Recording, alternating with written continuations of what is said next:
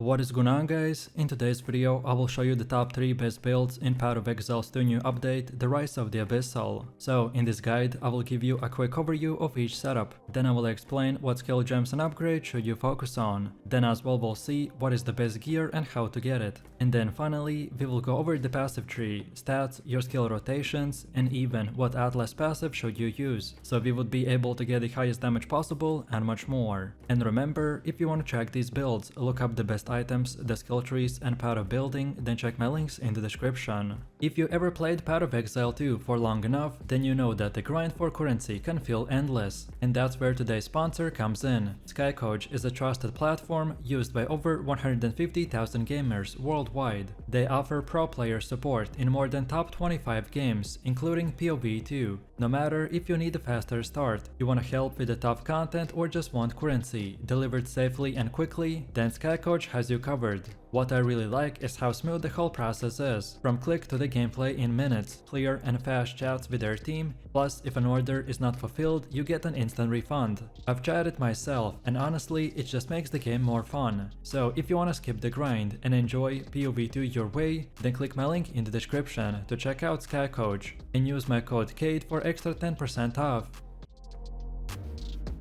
This build is brand new in 0.3 update, and I promise you it's everything that you ever wanted if you've dreamed about playing a pure martial artist build. So no clunky weapon swaps, no chasing expensive uniques every 5 levels, and no stressing about the perfect 6-length staff. With this build, your fists are your weapons, and thanks to the hollow palm, those arms will hit like a truck. Now let's be upfront, the core of your gameplay revolves around the Storm Wave and the upheal for insane map clearing, while Tempest Flurry and the Tempest build will shred bosses and rares with precision combo damage. One thing to note here is that the exact unarmed scaling in POE 2 is still being tested, but even if the run numbers change slightly, the mechanic itself is already crazy strong. I love this build because it solves one of the biggest problems for most players, which is the gear dependency. With the hollow palm you don't need to farm a weapon or even spend much currency. The keystone scales directly off your attributes, your gem levels, and your defenses. That means every upgrade you pick up will automatically feed your fists more damage. It's cheap, it's efficient, and it's fast. Then second, the setup plays exactly how you want a monk to feel. You're not standing in the back just shooting arrows or waiting for the cooldowns, so you will be constantly moving. And overall, this build clears like lightning fast mapper with huge AoV from the Storm of Wave, but it also has that controlled single target rotations that you need for the big bosses. If you want speed, power, and a no weapon build, then you should try this one out. So let's take a look at the skill gems, because this is where the hollow palm monk will really shine. The entire identity of this setup is built around the lightning fast unarmed attacks. That means we are blending rapid melee strikes with spell-like elemental procs. Your bread and butter here is the Tempest Flurry. This is your main combo skill, the one that you will be constantly using into the enemies. To really push its damage, you will link it with the rapid attacks, lightning attunement, and the elemental armament. Then second, we got the Storm of Wave, which is your secondary offensive skill. It gives you a massive AoV nuke that clears screens in seconds, while also boosting your critical potential. Now we need a way to keep charges flowing and the momentum rolling, and that's where the lingering illusion comes in. Paired with the charge profusion, every time you dodge roll, you drop an illusion, and when enemies hit you, you will gain charges. More rolls mean more charges, and those charges are the engine that powers our next skill, the Charge Staff. This skill in exchange will apply shock and innervate by keeping enemies vulnerable to the lightning damage while giving you a steady stream of offensive buffs. It's a perfect loop, so dodge, drop illusions, gain charges, and fuel even more damage. Then for auras, this build takes things to the next level with the Herald of Thunder and with the Herald of Ash. The Herald of Thunder is linked with the Electrocute and the Lightning attunement, and it basically blankets the entire map with the chain lightnings whenever you get a kill. It's the core reason of why mapping feels so smooth. On top of that, the Herald of Ash will provide hybrid scaling, so crits and overkills will trigger fire burn explosions that amplify clear and even stack on the boss damage. Together, these two heralds will create fireworks of chained explosions every time that you attack. And finally, we've got the Tempest belt. Think of this as a flexible slot. Sometimes it's an AoV option for spreading more coverage, or sometimes it's your single target combo tool against bosses. So in short, it synergizes beautifully with our flurry.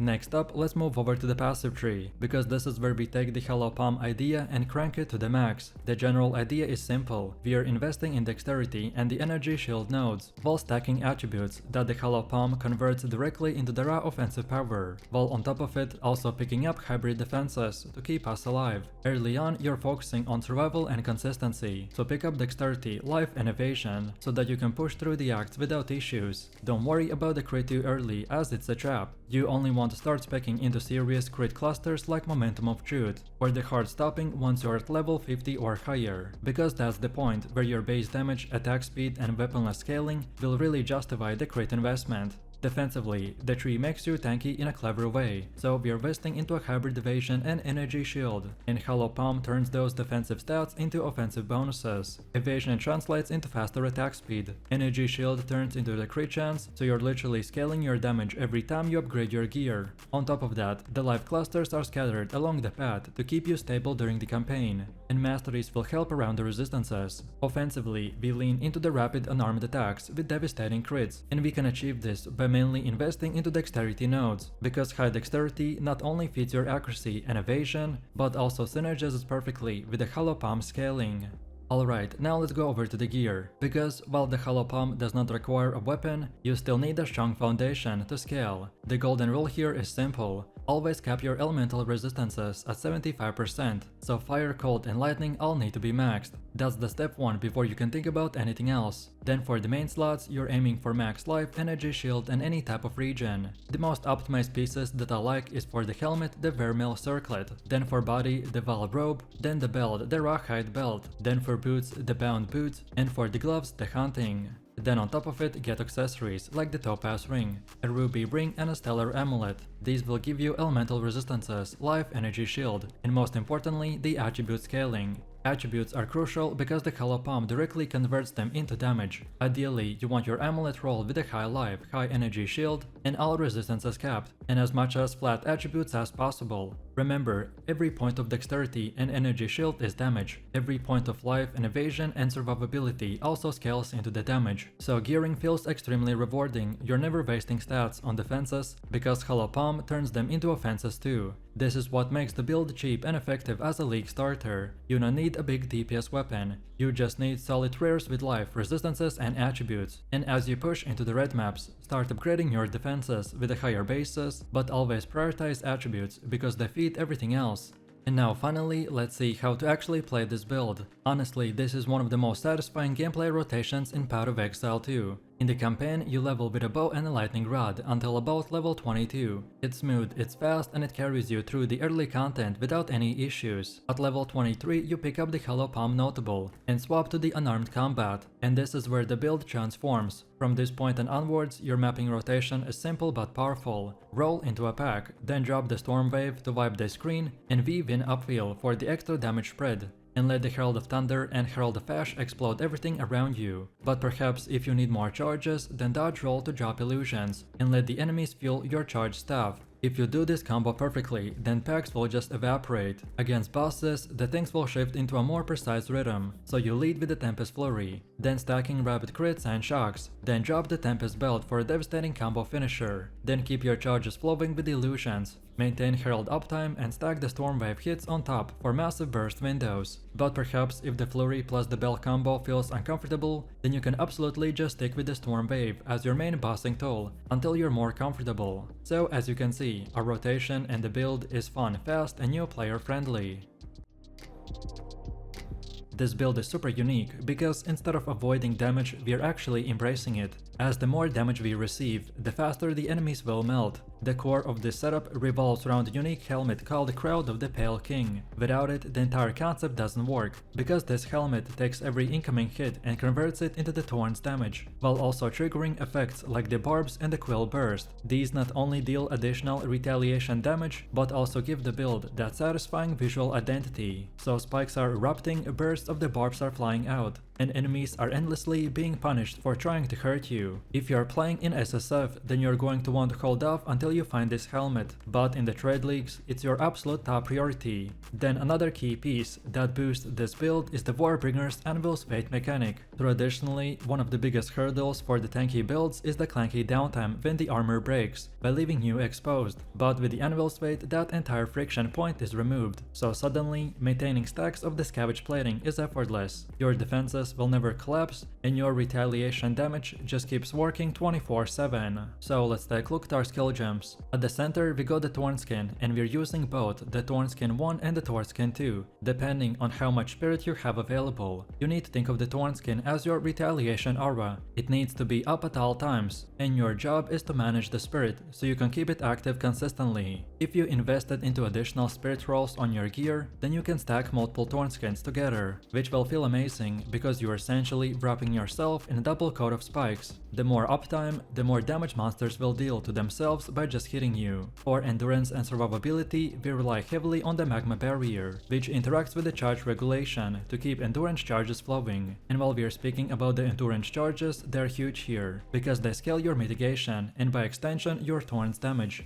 To complement this, Resonating Shield is an occasional button press that might not feel that flashy, but it's deceptively strong. Hitting it regularly while mapping will keep your endurance charges topped off and make you feel unstoppable. Defensively, your setup revolves around the scavenge plating, magma barrier and resonating shield, which are all linked with supports that extend duration, reduce cooldowns, or even boost armor scaling. And this is where you see how your defense literally becomes offense. The longer your plating and the barriers stay active, the more enemies beat themselves to death by trying to get through. And then on the offensive side, you're not relying solely on retaliation. Skills like the Rapid Assault and the Rake are slotted in to give us active melee presence. These aren't your main damage dealers, but they will keep the pressure up and ensure that the enemies are constantly pulled in your retaliation field. And lastly, for utility skills, we got the Fortifying Cry, which not only keeps you alive but directly scales Thorn, because increased mitigation will equal the stronger retaliation. With a cooldown recovery linked, you can keep this almost permanently. Then Disengage is your emergency tool. It's a quick reposition button that doesn't get used often, but it feels OP in those moments where you need to dodge a telegraphed boss slam. Then now let's take a look at the passive tree. The first cornerstone is the Iron Reflexes, and it's essential. By converting evasion into armor, it takes stats that normally would not scale retaliation and transforms them into fuel for your Thorns. When you're stacking evasion on the rings, amulets and the gauntlet, the Iron Reflexes will take all of that and skyrocket your armor. This result is not just durability, but also raw damage output, since our retaliation values are based on how much armor you can stack. From there we go into the three main priorities. The first one is the raw defense. You're picking up clusters for the maximum life,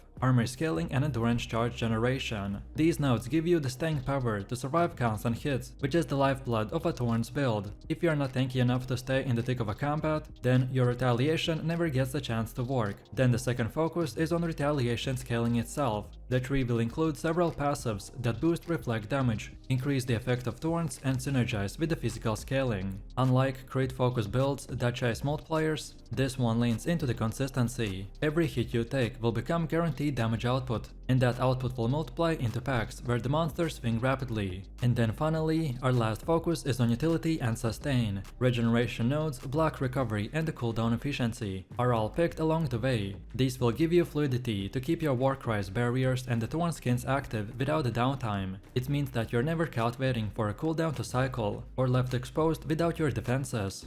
Next up is the gear, and the first rule of gearing is to upgrade your Thorns gear at the start of every level bracket. The Thorns damage doubles at every stage, and if you neglect upgrades, then you will feel yourself falling behind quickly, so stay on top of it, and your damage will always feel smooth. The best in slot shield is the China Box Pillar. This thing takes your retaliation damage to ridiculous heights, especially when paired with a scavenge plating. If you can get a corrupted version with the Thorns damage, then that's the best in slot. Then your spear does not need to deal DPS directly. Instead, look for modifiers that boost Thorns indirectly. So things like gain percentage of damage as extra damage, and sockets for the Sakaval's Rune of the Sky. Then for boots, the Briar patch is your target, ideally with 2 sockets and a corruption for the high movement speed. Then the body armor should be in a high armor base, with maximum life and resistances. You can go for spirit rolls if you want, but remember that usually it will cost you a maximum life roll, so the shade off is up to you. Then for amulet, the solar amulet is best in slot. You want one with another spirit roll, maximum life, percentage increased maximum life, and capped resistances.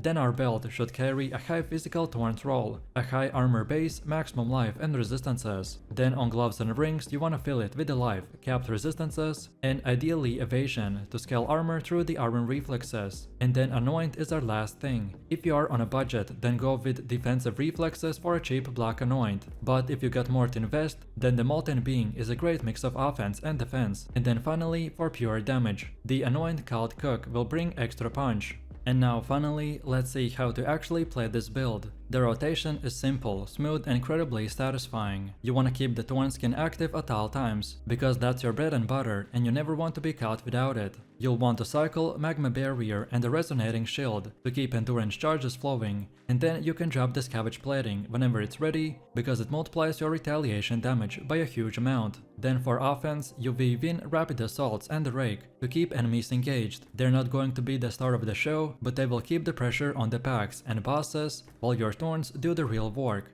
Then use Fortifying Cry on the cooldown for survivability and retaliation scaling, and keep Disengage in your back pocket for emergencies. When you're mapping, the playstyle is almost brainless in the best way, so you charge into the backs, your Thorn skins will trigger, enemies will slam into you, and they will instantly explode from their own damage. In the dense content like Delirium or Legion, it feels incredible, because the more enemies swarm you, the faster the screen clears. And then when it comes to bosses, it's about patience. You're not trying to burst them down in seconds. Instead, you stay alive to keep your defensive layers rolling, and let the bosses bleed themselves dry. With the Crown of the Pale King and the Scavenge Plating scaling, they will fall shockingly fast, and you will feel completely godlike the entire time. This setup has been absolutely tearing up the endgame after the latest round of buffs, and for a good reason. Crossbows no longer slow your movement speed while reloading, and the Galvanic shard specifically had its reload speed penalty stripped away. Add in the new crossbow support gems and the passive nodes introduced into this new patch, and you end up with a build that feels smoother, faster and deadlier than even before. Now there's one small caveat: you will need to run the new reload crossbow when dodge rolling support gem with the Galvanic shards. That's because they nerfed the reload mechanics so that each action only loads one bolt instead of the entire magazine. But honestly, this feels really natural when you get used to it. Rolling between the packs while reloading will slot perfectly into the rhythm of a combat, and it helps to sell that fantasy of a lightning fast gunslinger. My favorite part about this build that you're constantly zapping, shocking and forking bolts of energy across the screen, while stacking defensive mechanics and utility to stay alive in the thick of a battle. It's one of those builds that feels aggressive and fast paced without sacrificing mobility.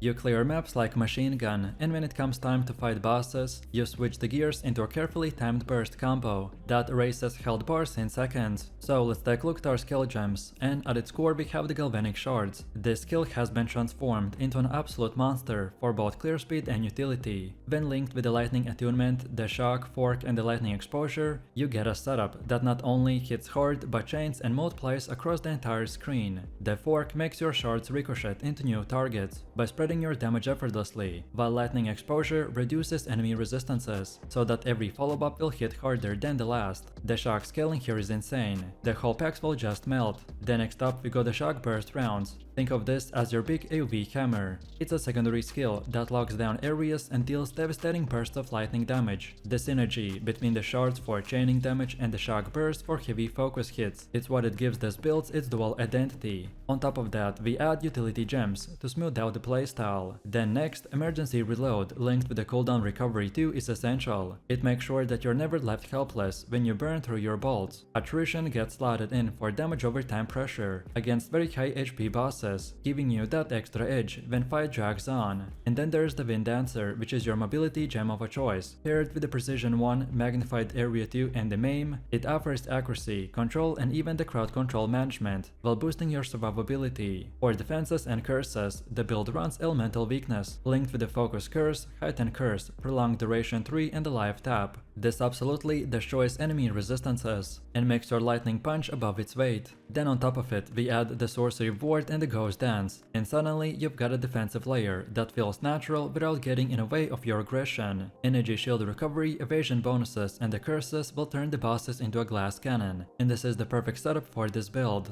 Then next up we have the passive tree. And for this build it's crafted to really squeeze out every ounce of power from the Witch Hunter's archetype. We will want to start right here in this section, where you immediately pick up the nodes that boost attack speed, accuracy and dexterity. These will give you that early punch that you need to get Galvanic shards online without feeling sluggish. From there we expand into both the Witch and the Ranger zones, by cherry picking the best crit, energy shield and the elemental penetration nodes. One of the defining features of this tree is how heavily it leans into the critical shock multipliers. So when we combine this with the Galvanic shards, natural shock scaling, the crit nodes will amplify your burst into devastating nukes that delete rares and bosses instantly. But this is not all about offense, we also build it for energy shield scaling. This acts as your safety net in a place of a traditional life pool. With the right keystones and the gear, this creates a hybrid sustain system, where you can absorb hits while recharging quickly through the Ghost Dance and the Sorcery Ward. It's a defensive engine that pairs perfectly with your evasive playstyle.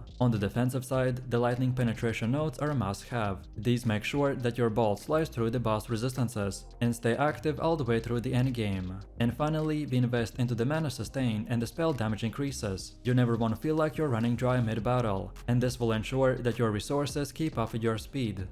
And now finally, let's see how to actually play this build. For clearing, the Galvanic shards is your bread and butter. So here's the trick, you should tap fire it rather than just holding down the key. This will cancel out the usual movement penalty while still giving you near 100% attack speed. So you're basically striding through the maps at a full speed, while unleashing a constant storm of lightning shards. And then for single target fights, you want to use the shock burst, but you must make sure that the target is the shock fire first. Apply voltaic mark and connectivity on the bosses or tanky rares, and then just spam your shock burst for devastating bursts, and then just spam shock burst and destroy enemies. With the ascendancy bonuses and the critical multipliers, you will be deleting endgame bosses in seconds, and that's really the loop. Shards for clearing, shock burst for the bosses, and curses for even more buffs. However, if you ever feel stuck on damage, then the solution is almost always a better weapon. So look for plus 500 DPS with physical or the lightning only, and not cold or fire. Rings and gloves with the flat lightning or the physical damage are also easy upgrade.